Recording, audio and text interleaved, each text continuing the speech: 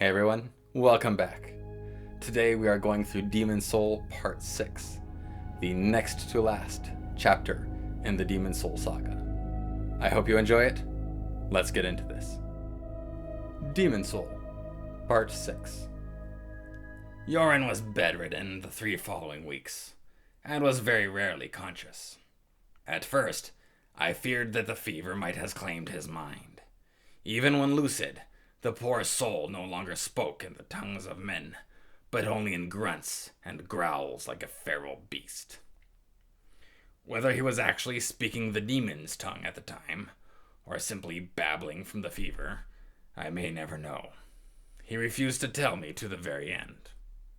He did, however, eventually regain the use of human words, though his voice remained raspy, and his words hard to make out. With this semblance of speech, he would share bits and pieces of his sordid tale to all that would listen. As you must have gathered by now, unless you're an absolute nimwit, Yoren's bold attack did not kill the demon as he had hoped. Indeed, despite the blade's obscene length, it was still far too short to effectively harm the monster. As Yoren's blade embedded itself in the creature's neck, just at the base of its skull, the demon began to thrash about wildly, violently shaking back and forth, in hopes of throwing him off. Yet intrepid Yoren clenched the hilt of his sword with all his might, not daring to let go, for having come this close, he would not be denied. Over the mountains and through the valleys the demon flew, but still Yoren persisted. When the beast rolled onto its back, writhing in the dirt, Yoren would curl his body around the hilt of the blade, so as not to be crushed.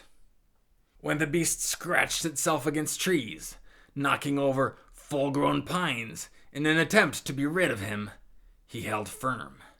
He tied himself to his blade at the waist, using strips of cloth torn from his tunic, so that even should his strength fail, the beast might not escape. To survive, he drank the mud and water that pooled in the demon's scales overnight. When he needed sustenance, he fed on the rodent-sized parasites that nested between the demon's scales. Their foul taste was nothing to the bitterness he would feel if he admitted defeat. If I forgot to mention earlier that he was a stubborn one, our Yoren, perhaps I should mention it now. Indeed, though he no longer held any true hope of slaying the beast, for his sword could simply not be withdrawn, the young man refused to admit defeat. Day and night he clung to his blade, attempting against all odds to drive it yet deeper into the demon's skull. From what he told me, all of those years later, in this he might have achieved at least some small measure of success. You see, after quite some time, he learned how to make the creature tilt its head to the left or to the right, depending on how he pushed or pulled on the hilt. Perhaps the tip of his blade had caught a nerve in the demon's neck.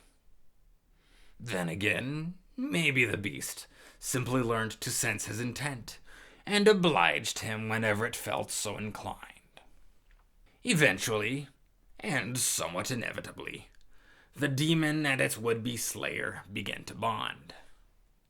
Unable to vanquish each other, yet equally unable or unwilling to leave each other, they quite literally became inseparable.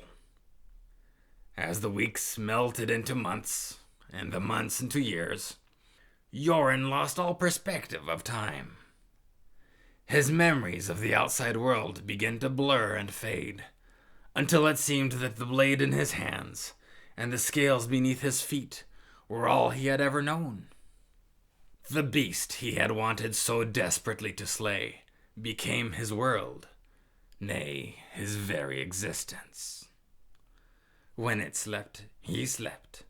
When it bathed, he bathed. And nearly drowned once or twice in the process, I might add. I cannot say how Yoren's presence affected the beast in turn, But hear this. For as long as Jorn remained in my care, the demon would visit Nordsburg with startling frequency.